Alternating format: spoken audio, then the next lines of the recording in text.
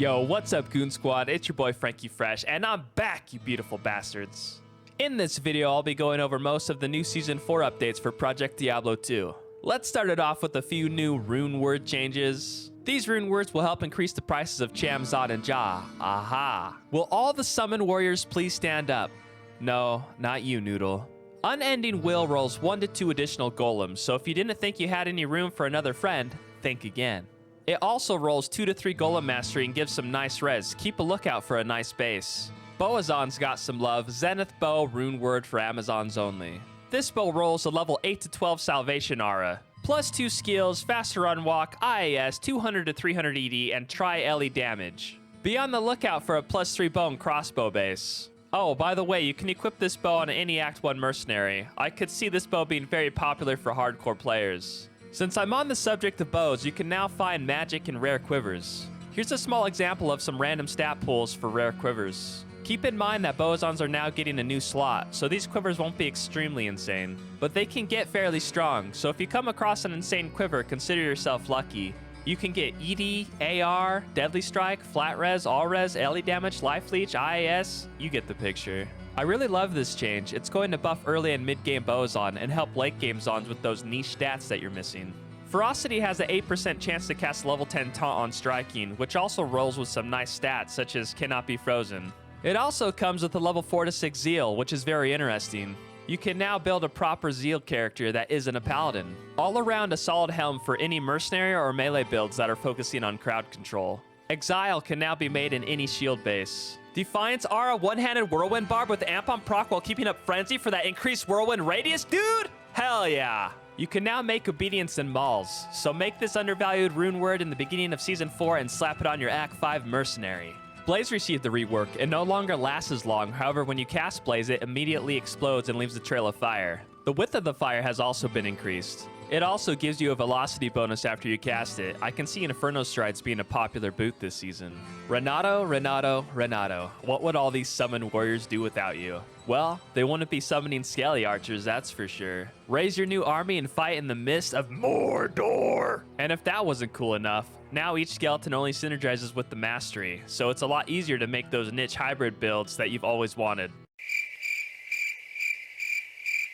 Frenzy has been changed for the Barbarian. Frenzy stacks now give you increased melee splash radius. 20 and 40% will be the breakpoints. So as long as you keep Frenzy up, you'll be able to clear faster than previously. Using Whirlwind while Frenzy is active will also increase the radius of your Whirlwind splash. A Summazon is now a thing. You can now summon up to 3 decoys, and those decoys use Strafe. It will be interesting to see what the community comes up with. You'll want to be running caster gear and plus skills with FCR. Your decoys will benefit from passive skills such as Crit, Pierce, and Penetrate. We have new maps!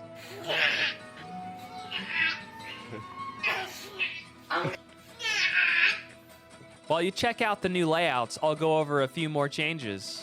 Grab your pitchforks and go farm Andy and Duriel. They are now eye level 85 zones, and the loot tables have been reworked a wee bit. Catacombs level 3 and 4 are now eye level 85 zones as well, so if you want to farm Andy on a melee build without teleport, it's now worth your time. Essences used to create respec tokens now drop from nightmare bosses. Hardcore players now have a duel map, and as long as you die inside the duel map, you won't lose your character.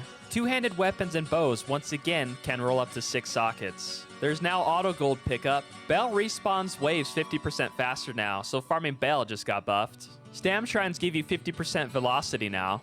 Fire, Cold, Light, and Poison Shrines now give you plus 5 max res. And Gem Shrines should now work with stackable gems in your inventory. There are currently 3 new events that have a chance to spawn in a map. Horizon, which will spawn another map inside your map when killed. This can help with map sustain. The Dark Wanderer, which will spawn a random boss inside your map, and when killed, the boss will drop its normal loot table and a stack of Worldstone shards. And Nilithak, which will spawn waves of thick champ packs that give juicy XP. In Season 4, there will be a new Uber called Rothma. Senpai will be doing all the beta testing himself, so good luck on whoever gets the first kill. There will be 5 ultra rare items that he can drop. There's a unique troll belt called Band of Skulls. It has a chance to cast a level 24 bone armor when struck, has PDR, magic find, and a socket. The amulet is called the Third Eye. It has a 10% chance to cast a level 25 bone nova. +1 to all skills with 20 FCR and cannot be frozen. It also has a socket. The armor is called Cage of the Unsullied. Sully was a very generous and loving member of the Diablo 2 community that recently passed. Rest in peace, Sully. You will be missed.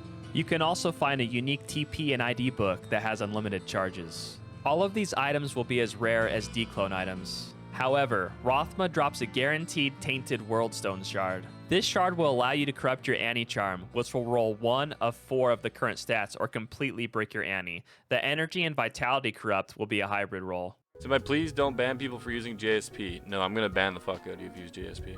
Yeah, if you use JSP, I'm gonna ban the fuck out of you. I suggest that you keep your forum golders on D2R, because if you bring your forum golder, your fake gold, if you bring your fake gold to PD2, yeah, we're gonna blast you to space.